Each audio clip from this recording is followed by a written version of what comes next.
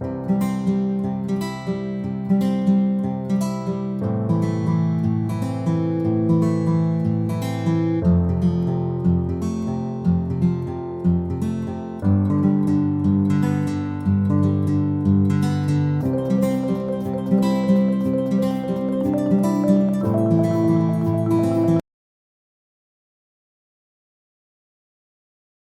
everyone. Welcome to a new season of Freshly Pressed, where we bring fresh creators from the indie comics community and chat with them, and we get to know them more closely.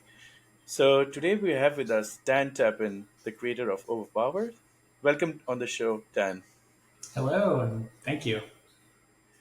Can you give us a brief history about yourself and introduce yourself to the audience? Yeah, I've been creating comics for, I want to say like about 10 years, but it wasn't until like 2 years ago that I actually went so as far as to, really try to make one happen. It's one thing to write scripts, and it's another thing to partner with the artist and take one all the way from, conception to, finished product. So that was a collection of horror short stories called A Lungful of Brine. That was about a year and a half ago at this point. But I've been writing for a really long time. In college, I did a ton of exploring of short stories, like prose and poetry. But I have loved comics for forever, and yeah, I decided to really focus all of my creative efforts in comics for the last while. That's amazing. You said you have always loved comics. So, what actually got you interested in comics in the first place, and then what were the first comics you actually read and loved? Yeah, so I can remember when I think I must have been like 12 years old. It was Batman No Man's Land, that series. That just like absolutely captivated me. And I fell in love with not only the medium, but Batman especially, and that kind of like Hmm. darker side of DC. I think that kind of like darker world where he's kind of like edgy and fighting all of these like more grounded villains, and his whole rogues gallery was really exciting to me as a kid, and really stuck with me, and made me love the medium. Absolutely. I mean, Batman is a great way to get into comics, isn't it? Oh yeah, yeah. I'm not the only person who loved Batman as a kid. I think. Absolutely. No, I loved Batman as a kid. Though my like, I think for me the first comics that I actually read were X Men, and they were so.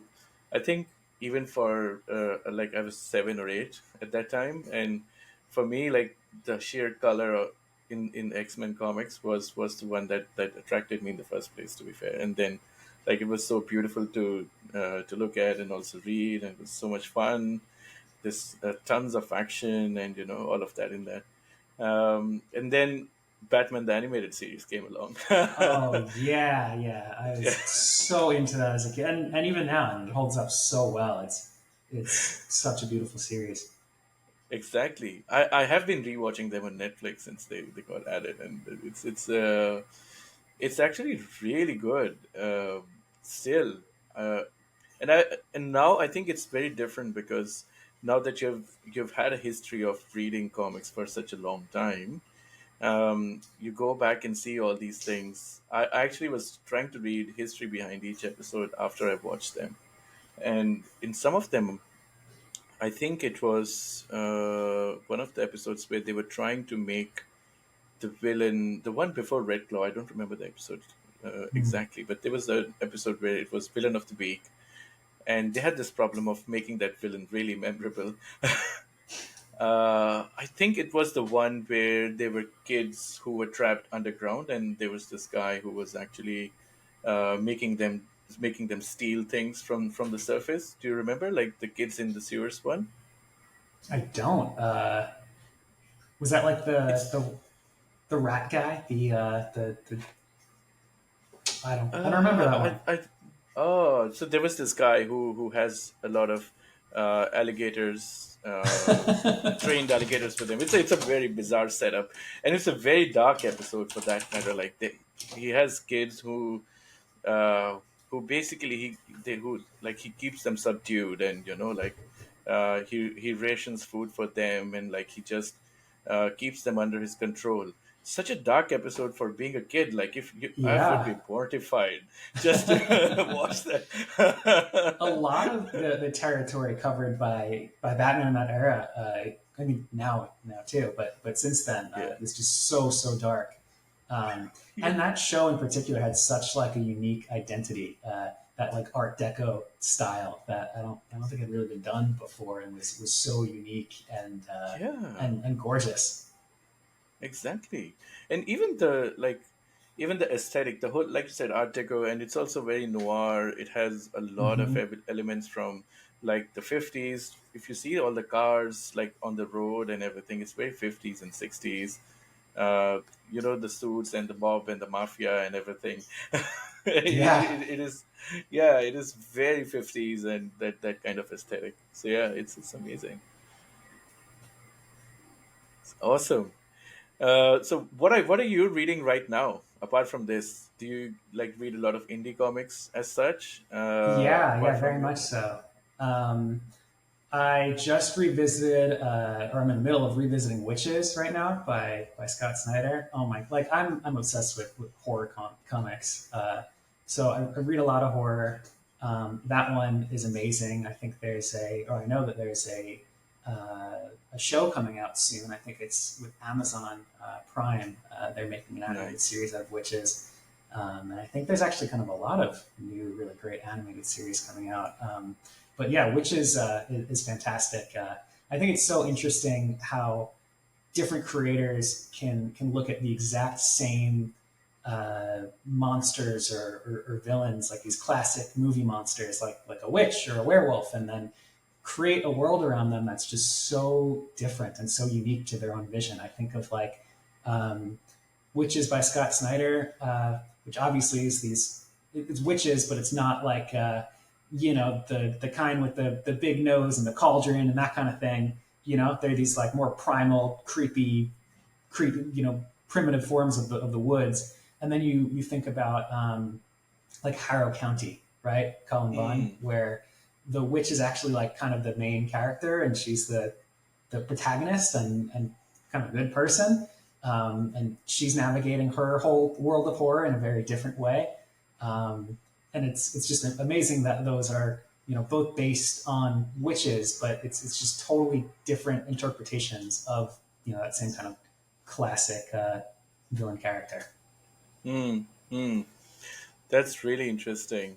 Yeah, and and I think we'll see more and more of this with like some of the characters going in public domain, right? And Yeah. if you've seen like there's been like 1,000 renditions of Robin Hood, and so many other like amazing public domain characters. So yeah, you're absolutely right. I love looking at the new takes on an existing character. Yeah, it's tough though because it has to be a really fresh take for it to stand out. Yeah, Um, absolutely. Are you familiar with Richard Fairgray's book? no. Oh, so I interviewed him a few months ago, and his book was called "Ex-Wives of Frankenstein," and it's basically looking at the other side from the wife's perspective. Hmm. And the story is Victor Frankenstein and Frankenstein have escaped to the North Pole. They're living there as a gay couple, and the wives find out, and then they start chatting with each other, and it's their story. It's completely told from their perspective. It was such a fresh take on the whole character itself, and he basically deconstructed the whole character of Frankenstein from a very different perspective, which was like really amazing to watch and read, of course. So it's yeah. Um, yeah, it's really well done. You must definitely check it out. That's awesome. Yeah, yeah, I definitely will. Awesome. Tell us a bit about your campaign and overpowered the comic. how did the idea came about, and coming from actually a very dark horror comic that you once wrote. Yeah. This Yeah. looks like quite a bit of departure from that. It's very different.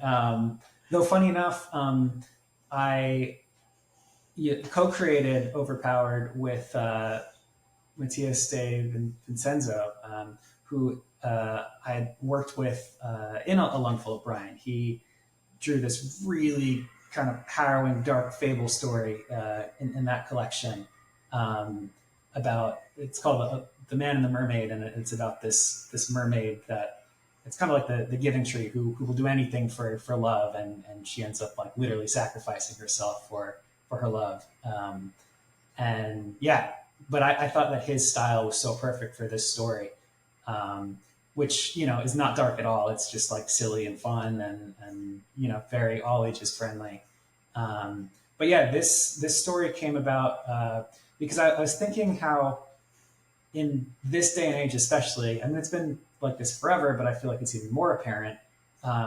There's just such a gap widening in terms of like privilege and power, and and it's all just random and up to chance. You don't control what life you're born into. It just happens.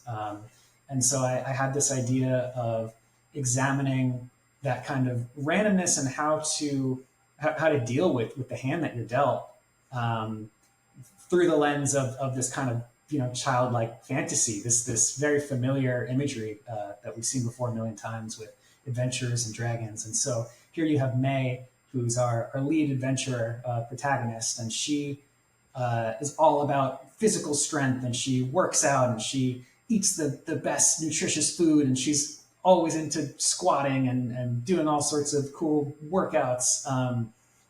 But despite how much she pushes and grinds and works, she's never going to be as strong as like a dragon. And so uh, the whole series is about these magical beasts that are threatening the realm. So says the king, and an adventurer like Meg couldn't take them on. And yet, on the other hand, when we examine power and privilege from the dragon's perspective, Fenric, he's super lonely and feels like no one understands him because he's, Mm, uh, you know, no one can share this life with him. So he's all alone and seeking companionship. And of course, the party meets him, and all he wants to do is be an adventurer. And he's got this really entitled, arrogant attitude because he's so strong, and that rubs May the wrong way. And so that creates a lot of the conflict for issue number one, anyway. yep, yep. No, I can, and I think I can definitely see their partnership go a long way in the further issues as well. It's really I read it through and through so many times now, and Thank you. and I absolutely love. Like you said, I saw all those things in the book, and the characterizations are really well done. I'm not a Dungeons and Dragons person. But I still loved it. It's not just for the fans of Dungeons and Dragons. It's also if you like fantasy, if you like good characters, it's also very beautifully drawn. The lettering is just amazing. Just look at there, like in that panel right there. I know the lettering is very subtle there, but it's still so well done. Like May's reaction is so well done in that Yeah, panels. I got to shout Yeah. out Reed Hinkley Barnes. He's a fantastic letterer. He's all over the indie comic scene, and he did the lettering for all of A Lungful of Brine. He did the lettering for this one, and he does such a great job. Oh, absolutely. I've read a bunch of his work now. I think Dites was lettered by him as well. So, yeah. So yeah, amazing. So yeah, and also if you want to check out the previews on Global Comics, you can read the first 10-page preview here. The links in Kickstarter page as well. Yeah, yeah, I've been loving Global Comics, and I thought it'd be fun to put the first 10 pages there as a teaser. I find it really hard to read the pages when you have the preview pages on Kickstarter sometimes. Between the table of contents on the left side and the reward info on the right side, it kind of makes it really small. And so I thought the big format would be helpful to dive in, especially since the first few pages have a decent amount of text to kind of set the story. No, absolutely. I think it's fair as well. Kickstarter is not built for that. It's such a generic platform. It's not built for comic book previews and stuff like that. So um, that's totally fair. Can you the rewards and stretch goals and all the add-ons and stuff? Yeah. So there's the digital and the standard version of the book. We're hoping to print it if we are able to rally and pull together this funding goal. Um, I also had the two of them actually, Nicholas and Matthias. They're buddies, and I worked with both of them on A Lungful of Brine, and yeah, they're so great to work with, and they're both so talented. So I was really happy to invite him on to work on a variant cover. Um, and then Matthias did some stickers that I'm really excited about. And then we've got the opportunity to actually be drawn into the book as a background character. I love when Kickstarters do that, where you get to have someone like be part of the series, which is awesome. So that would Yeah, be really cool if anyone is interested in being a part of it and like that. absolutely. I've interviewed a few people who have done that. I think Jeff Schiller from Magic Powder, he was one of the first ones who had done that. Really caught Yeah. on, and yeah, how everyone has a different way of approaching it. But how do you plan for that in your writing? So I have issue number two outlined, and I have like an initial script, and it's easy enough if there's a crowd scene, and there is in issue number two. So just as a background character, uh, having someone's likeness be there would be easy enough, and Mm, wouldn't be like jarring for the story or anything, but would kind of seamlessly be integrated there. yeah, yeah. I think it's also I feel like some people do write rough sketches of like these characters could be a speaking character and they haven't they haven't decided the physical aspects of the character, but maybe the character is not significant enough that they need to go Right. into the whole thing of it, like just designing the character in advance. So maybe they just like I think a few people have spoken to have done that, like they just leave that door a little open for some new characters. Yeah. Yeah. Yeah.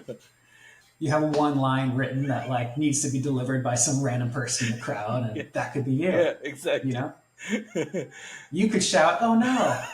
something like that. True, very very true. Awesome. Coming back to talking about you, I think this is one of my favorite questions, and I love to put people on the spot sometimes. Oh, great. So, what are your favorite, like, say, top five pop culture things? Like it could be a game, it could be a movie, it could be a comic. I'm just keeping it very broad because if I try to say like top five movies, then it becomes really hard. So maybe just any Okay. top five things that you love, like maybe a game, could be a board game. I don't know, you know, things Okay. that Easy. that Yeah. inspire you. Okay. Well, first and foremost would be Junji Ito. Um, I'm obsessed, and actually, A Lungful of Brine was like heavily inspired on his unique approach to storytelling, Mm, which I don't know. I read Uzumaki. That was my first one that I read, and I just became obsessed, and I just started buying like every single book that Viz Media put out by him. Oh man, I could like write a book on how incredible he is, and like, oh, I just love it. Yeah, mostly the way that he tells stories. It's just so different from anything that I've seen. I love how a lot of his short stories will end on such a big cliffhanger. It'll like end on a splash page and almost feel unresolved. But I actually really like that for horror. I think a lot of times when you try to wrap a horror short in a neat bow, um, it it almost takes away from the dread and the horror. So I love that technique.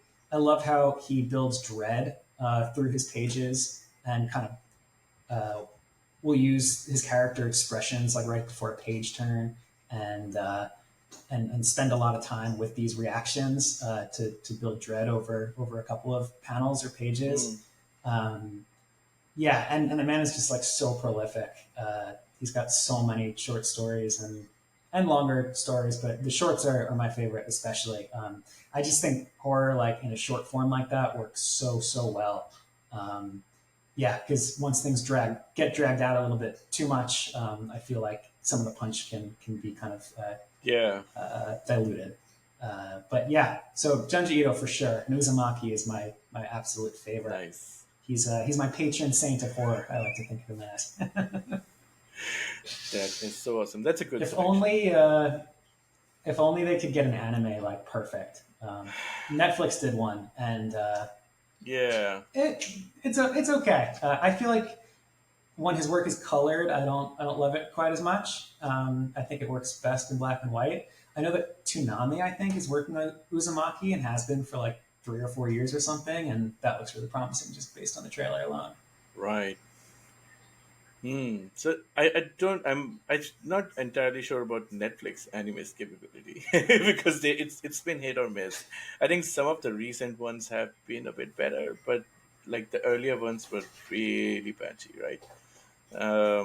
I hope they make a good Uzumaki, though. I really hope so. Yeah, yeah, I hope so. I mean, I know Toonami's working on it, so hopefully that happens. Yeah. Okay, that's 1 of 5. You just said any sort of. All right, right now I'm so into Baldur's Gate 3. Hmm. Um, is it an inspiration? Maybe, I don't know. It's just like incredible. Yeah.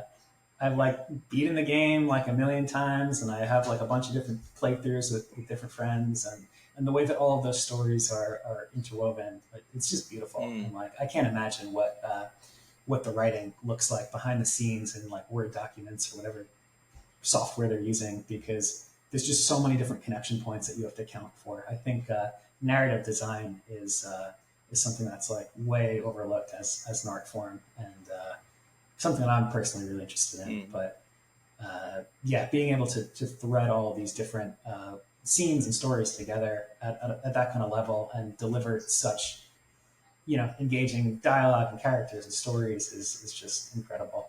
So obsessed with Baldur's Gate 3 right now. That's amazing. Uh, you Have know, you played that one? Are you a gamer? no, I am not into games at all, but I have friends who are, and they have been saying good things about it. Yes, for sure. I'm not a gamer Yeah. at all. Unfortunately, I'm so sorry about that. Yeah, about your think about narrative. I actually interviewed somebody a few months ago and she's creator of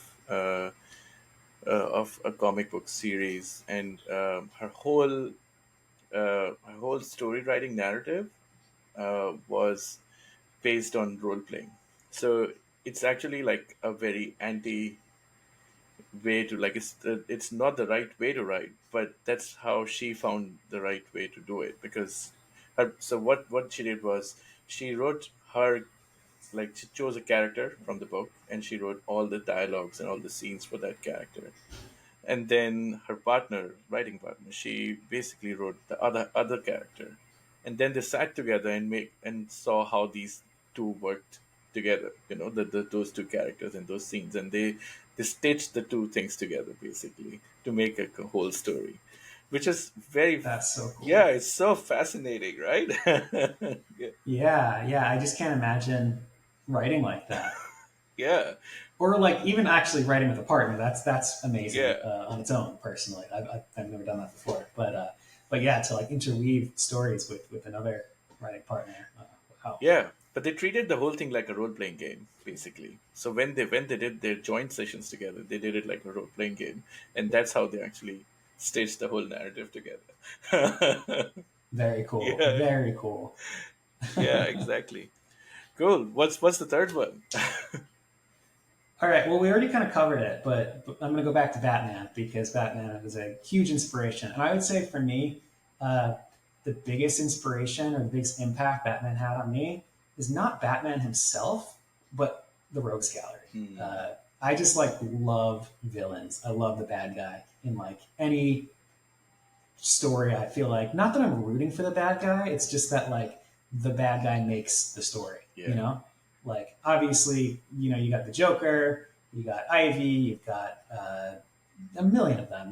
Scarecrow. They're just like so well realized and such interesting, great characters. Like I don't know why Batman's Rogue Gallery in particular appeals to me so much, like more than other superheroes. And I'm like not such a big superhero guy. Mostly like Batman is my exception, and I kind of like Aquaman's pretty great too. Yeah. Um, but yeah, I'm not a huge superhero person, but Batman really appeals to me. I guess it's just this like dark, kind of gritty, edgy world. Um, and it's all because of the Rogues Gallery. I think his Rogues Gallery is so great. Such interesting characters that just have this like staying power, and each one feels like they have, at least the main ones, have such like a unique identity. Yeah, love it. Yeah, and I think a lot of backstories of Batman's villains are actually quite tragic. Like, uh, Yeah, especially like when I was rewatching Batman the animated series, Two Face stood out so much. Like, love Two yeah, Face. it's such a beautiful story. It has been told in such with such care, like the whole mental health issues and things like that. How those things add up to become who he becomes. And he's not actually a bad person internally. Um, Yeah, yeah, he just gets pushed over the ledge and then goes into this whole spiral, which is amazing. Like it's so beautifully done. Yeah, yeah. I think that way about and Mr. Freeze also has that epic, very tragic backstory with his love. yeah. Nora. And have you seen the Harley Quinn show? No, I haven't. Oh, the Harley Quinn Oh, episodes of the show. You mean? no, there's a HBO Max put out this series. It's called the Harley Quinn show, and it's actually like a comedy take of Batman, where Harley Quinn is the main character. Um, and funny enough, Nora is brought back in that show, and then Ah, she becomes and Mr. Freeze dies, so they have her as like a kind of a recurring character, and Mr. Freeze is no longer in the picture, and they do a great job with that's her, just like making interesting. kind of similar to what you're talking about with the wife of Frankenstein, where they brought her into the mix and kind of put her front and center, and not Frankenstein's monster as kind of the focal point.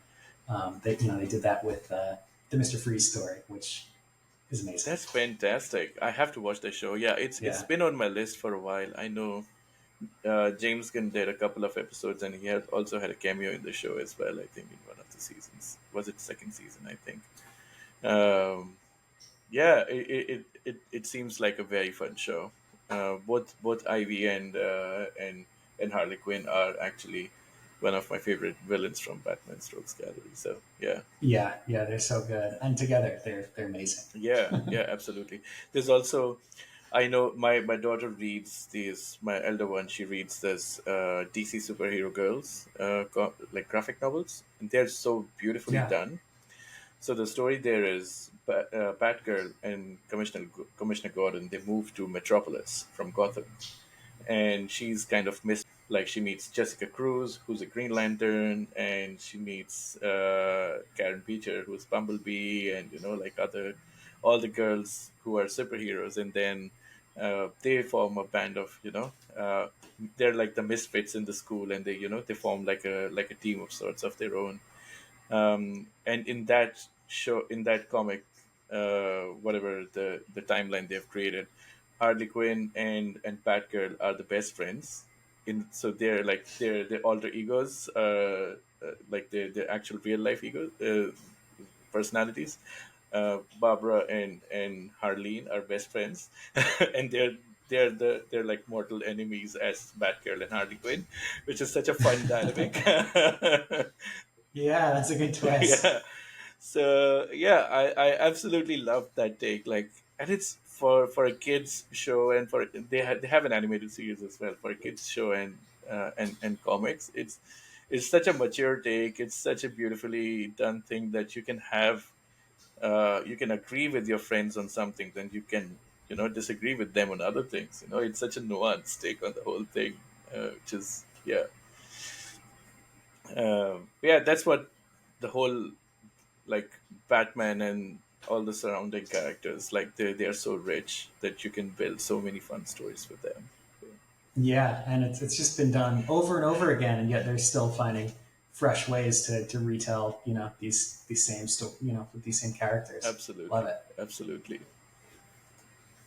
Okay, so that's three. Four would have to be Jaws for me. My absolute favorite movie of all time. Um, it has such a dear place in my heart. Actually, I have a picture in my hallway of Steven Spielberg inside the mouth of the animatronic Jaws, which is like kind of upsetting when you're walking past it at night because it's a little it's shark's mouth is Yeah, open, but I love it, so it's got to be there. that's so amazing. I have watched Jaws a lot of times, and I quite love it. It's, yeah, one of my top Spielberg movies as well. Yeah, I'm in Portland, Oregon, and I live pretty close to the Hollywood Theater. It's this like really famous historic movie theater, and they'll play a lot of like old movies in 35 millimeter. And they've shown Jaws there a few times, and anytime they do, I'm there. That's so good.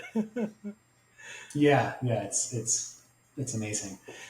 Uh, yeah, and I grew up on Long Island on the east coast of the states, and yeah, kind of just like being near the water was very kind of inspiring to me. It's something that I fear a lot, but also love, and I believe I feel like in the book, the original book, it took place in Montauk, which is like the east coast or like the very eastern part of Long Island. But you'll have to fact check me on that. Mm, But yeah, I don't know. It's such a brilliantly told story yeah, and yeah, such great characterization. absolutely. And I've heard that the book has some incredibly funny moments as well. Like, it is like it has a lot of, like, horror and humor mixed in together. I haven't read the book, so don't quote me on this. But I've I've heard a lot of things from people who have read the book over the years. So, yeah. Yeah, it's been a while. I feel like I read it in high school, and I haven't read it since then. But I remember just like devouring it. It was it's a beach read. It's a beach read that keeps you out of the water at the beach. That's very true. That's very true. Yeah, awesome. Yeah, moving on um, to the fifth one. Number five. Let me think. Anything in pop culture that's like so many things. Um, so many things. Let's see. Uh, I'm really into Coda right now. Do you know that series? Oh, Boom Studios. Oh my god, it's like so beautifully drawn, hmm. and I think Simon Spurrier is the guy who wrote it. Okay. Let me see.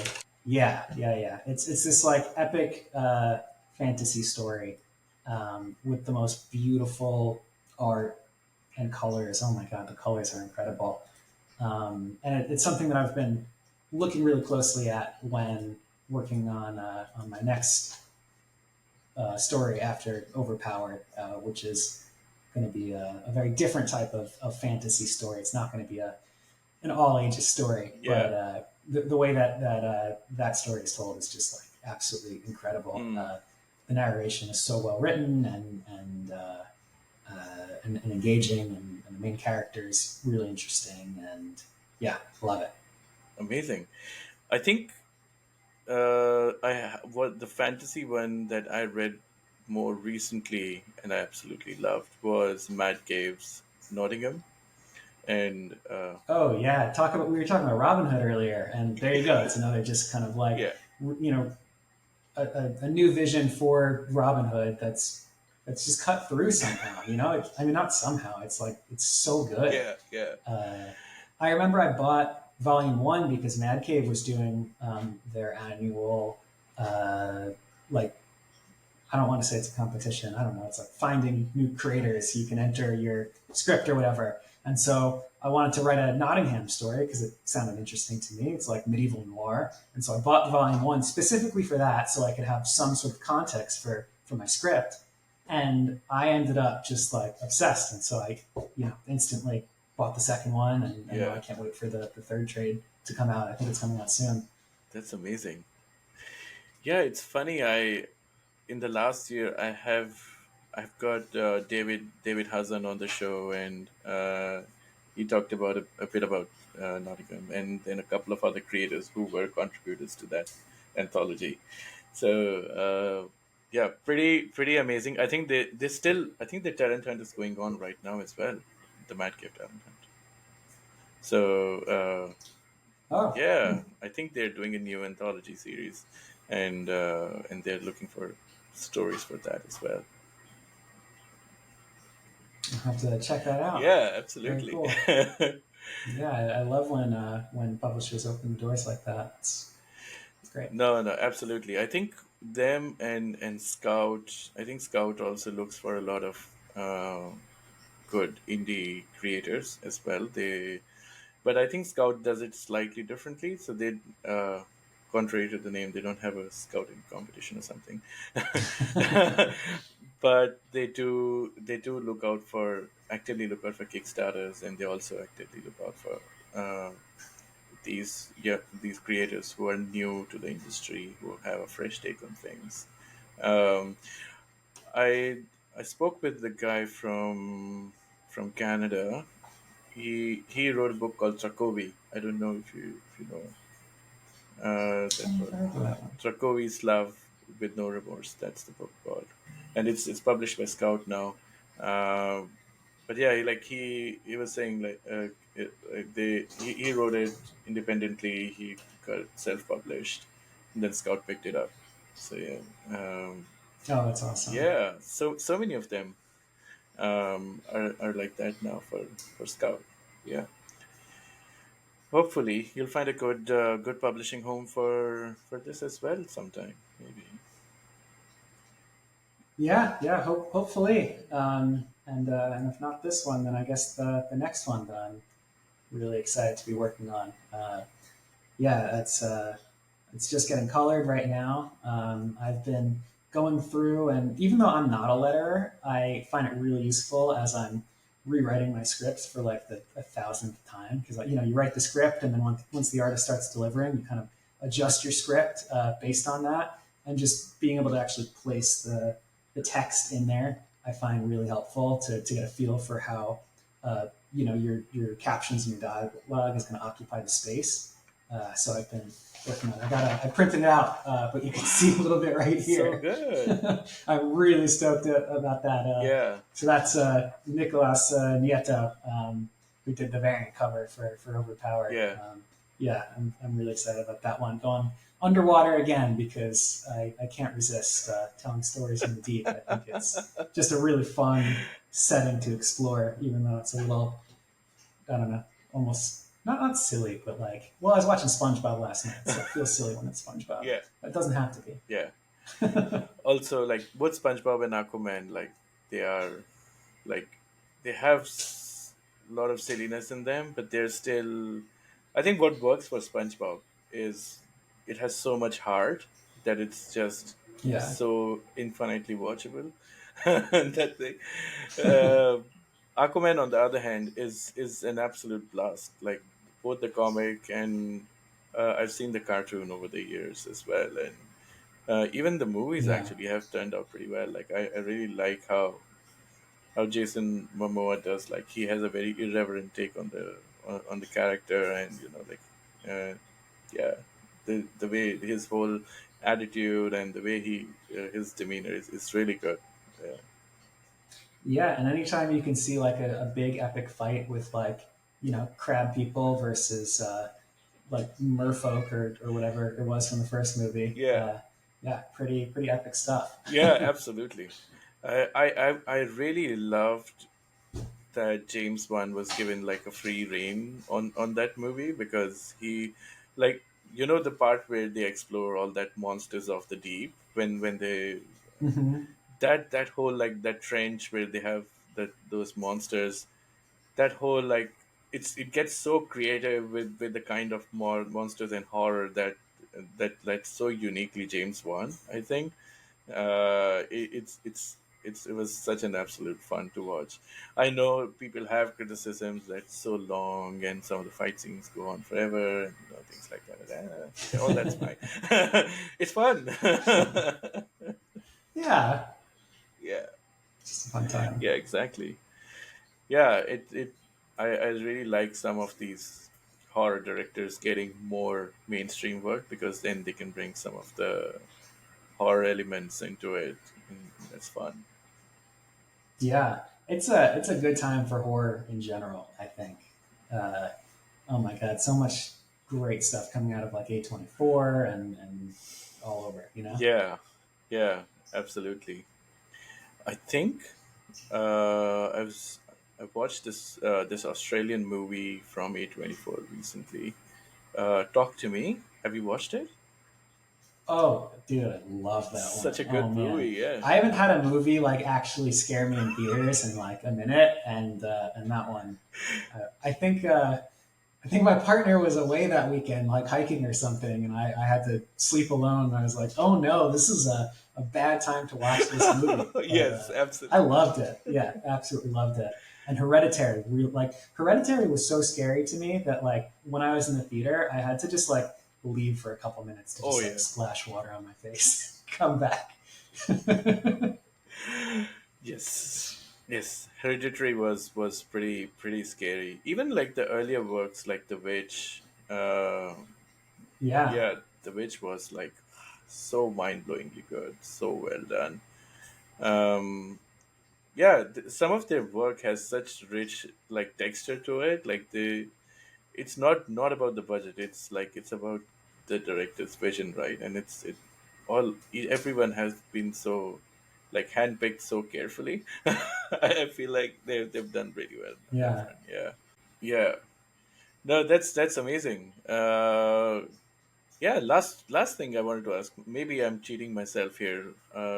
What are like your top two horror movies or slash books? Because Hmm. you're into horror. Like Um, I like to watch. Like I personally like to read horror books more than the movies for yeah. some reason. But yeah, That makes yeah, sense. I feel like it's really intense when you're watching them and you don't really have control because, especially when it's like jump scares and stuff, your body just reacts to those. And when it's a book, you can close the page if you want to or whatever. Yeah, I know a lot of people who would prefer to like read a horror movie's like synopsis on Wikipedia than actually like watch the movie. You know what I mean? yeah. Um, all right, my top two. Um, I don't want to say Jaws because I already said that. Um, let's see. I already said I think Harrow County is maybe like the best horror book that I've ever read. I think maybe that's probably my top one. Mm, mm, I think it's just so expertly told and so fresh and interesting. I love that book so much. nice. Um, and then movie wise, oh, I'm going to give you another book actually. So back when, and it's like a prose novel, so you could totally read this one. Back when I was writing A Lungful of Brine, I was doing a lot of research trying to read as many like nautical horror titles as possible, right? Um, so I read like The Wake by Scott Snyder, and I read Submariner. That's like a Marvel one. Um, and there's this novel that I read called Into the Drowning Deep by I think Mira Grant is her name, Mm, and it's about killer mermaids, like on this research ship, and it was so fun. Like I don't read novels that often, but I loved this one, and I sent it to a few people actually, and they loved it too. Um, it like I don't think it was actually that scary. It was just so gripping and like fun. Yeah, yeah, It was one of those horror, stories where it's like it didn't leave you shuddering or anything. It was just like a fun time, yeah, with yeah, scary monsters that are being fought. yeah. So yeah, Into the Drowning Deep. I check that one out. I think that's a lot of fun. That's amazing. That's so good. Yeah, love me a Killer Mermaid. Yeah, that sounds like a very fun time. Yeah, for sure. Yeah, I haven't read too many, but I think I remember this one. It is also based like below the sea surface, and there's this book by Michael Crichton called Sphere. I don't know if you have read it or not. I've heard of it. I know that's a great. Yeah, it's a terrible movie. Uh, movie does try to capture a few things really well, but I think because of the pacing, like the book's really slow, and I think it's by design. It just lets you settle in that environment for a while, and then uh, when these events happen in the book to each of the crew members, like it's very similar to Alien for that matter. Like like if you're in a Mhm. place which is very claustrophobic, and then these horrible things start happening there. You have nowhere to go because you're like deep under the ocean, or you're in space, or like it Right. just adds that edge to the whole, like to the proceedings. So yeah, it's very different in that sense, and it has a few science fiction elements to it as well. So yeah, I love science fiction. So I love when science fiction and horror are like done together. Even like Alien, for that matter, it's one of my favorite Oh my movies for god. that. Yeah. Yeah, I should have said Alien actually. Favorite horror. Oh man, Alien is just the yeah, best. And but the entire franchise is pretty fun. But I mean, the first one obviously can't beat.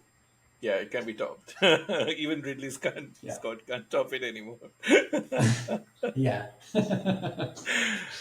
That's awesome.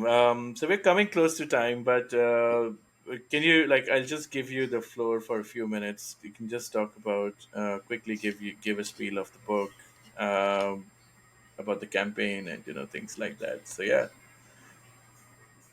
Yeah, we've got a long way to go on the campaign. I'm still trying to be hopeful. I'm happy to send it to anyone who would like to read it before backing it. Um, I think it's a really fun, wholesome story that has really brilliant art. Matthias de Vincenzo on the art, Leslie Lansky on the colors, which I think are gorgeous throughout, and Reed Hinkley Barnes on the letters. It's a really beautiful story, like beautiful looking story. I'm not going to talk about the quality of my own writing, the story itself, but it's a really fun time, and it's got some memorable characters, and I think you should check it out.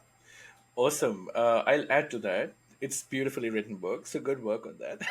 Thank you. I've read it a few times now, and I'll definitely back it. And I think it's worth bringing to life. And like, if you do want a physical copy of it, do back the campaign, get it. It's worth putting on your shelves. So yeah. Appreciate it. Awesome. Thanks so much for coming on the show and for your time, Dan. We really appreciate it, and hope your campaign does really well. And yeah, wish you luck for the rest of it. So yeah, Thank you, and thanks for having me. This was a lot of fun. awesome. Thank you. All right, take care.